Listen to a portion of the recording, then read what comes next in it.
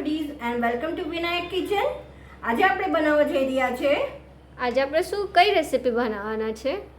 આજે આજે આપણે ચોમાસાને અનુરૂપ બનાવવા જઈ રહ્યા છે। આપણને ચોમાસાને શિયાળામાં શું વધારે ભાવે?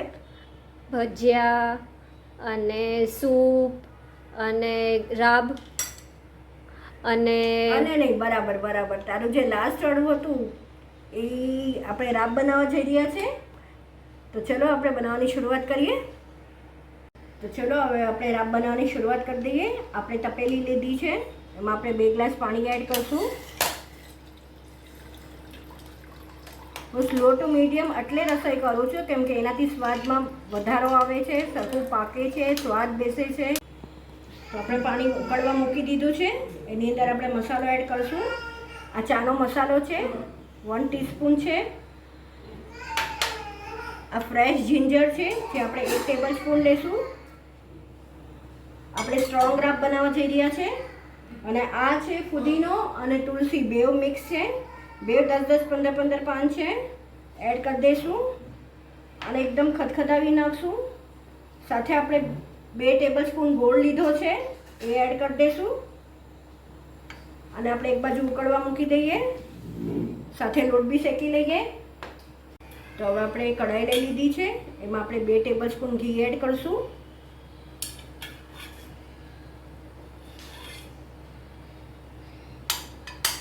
મારું થીજેલું ઘી છે પણ 2 ટેબલ સ્પૂન આપણે લેવાનું છે।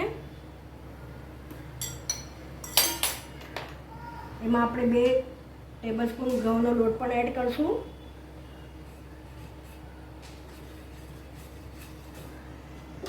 મારી ગ્રેન્ડ ડોટર છે જેને બહુ જ વિડીયો શૂટ કરવાની ઈચ્છા થતી હોય છે, ટાઈમે એ પણ સાથે સાથે જોઈન થઈ ગઈ છે મારી કે શૂટિંગ કરવું છે એમ। તો જરાક તમને એનો બી એન્ટ્રી દેખાશે, રોવાનો વોલ્યુમ આવતો હશે।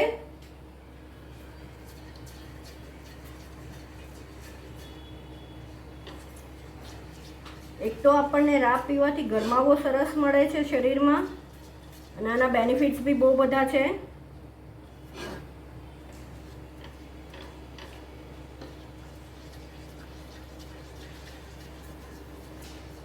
શરદી ઉધરસ,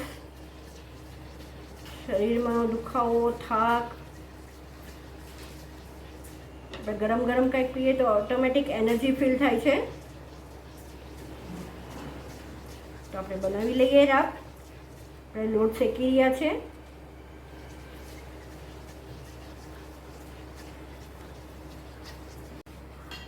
આપણે જે મસાલા પાણી બનાવ્યું છે જે આપણે રાબનું, એના આપણે 2 કડક ઉભરા લેવાના છે અને ખદખદવા દેવાનું, જેથી કરીને તુલસી, ફુદીનો અને આદુનો રસ એકદમ બેસે અને સાથે આપણે જે ચાનો મસાલો નાખ્યો છે એ પણ સ્ટ્રોંગ છે અને આ લોટ બી આપણે એકદમ બદામી શેકવાનો છે। આમ તો બધા ઘરે બનાવતા જ હોય છે પણ હું હર્બલ રાબ બનાવું છું તો મને થયું કે હું શેર કરું બધા સાથે, જે સ્પેશિયલી હું ચોમાસાના શિયાળા માટે બનાવું છું।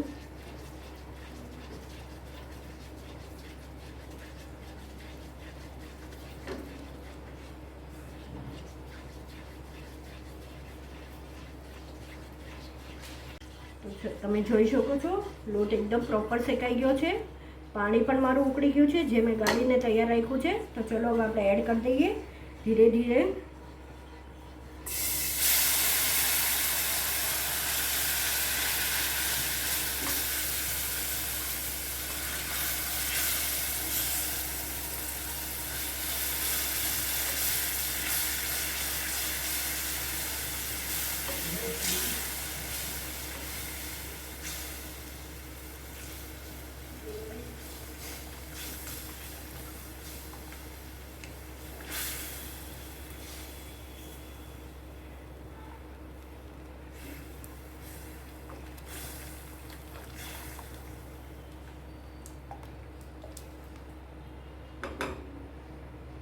એકદમ પતલી જ રાબ બને છે।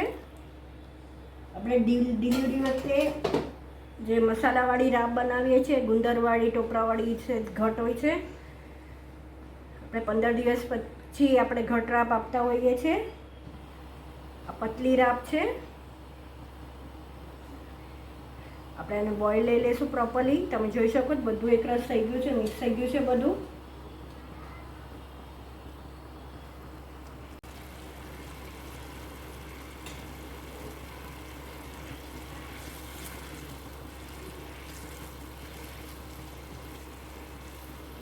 લોટ બી પ્રોપર શેકાઈ ગયો છે અને પાણી બી એકદમ ઉકળીને ખદખદી ગયો તો બધો મસાલો. તો બસ હવે આપણે એક જ બોઇલ લેવાની જરૂર છે. તો આપણી રાબ ખદખદી ગઈ છે, મેં સ્લો ફ્લેમ કરી છે. તો ચલો હવે સર્વ કરી દઈએ આપણે ગરમા ગરમ રાબ. તો સર્વ થઈને રેડી છે મારી રાબ, જે બહુ ટેસ્ટી અને સ્ટ્રોંગ બની છે. આ રાબ પીવાથી આપણને શરીરમાં શરદી ઉધરસ હોય, માથાનો દુખાવો હોય, એમાં ઘણી રાહત થાય છે, શરીરમાં ગરમાવો આવે છે. તો બસ સર્વ થઈને રેડી છે મારી રાબ ટેસ્ટી એવી.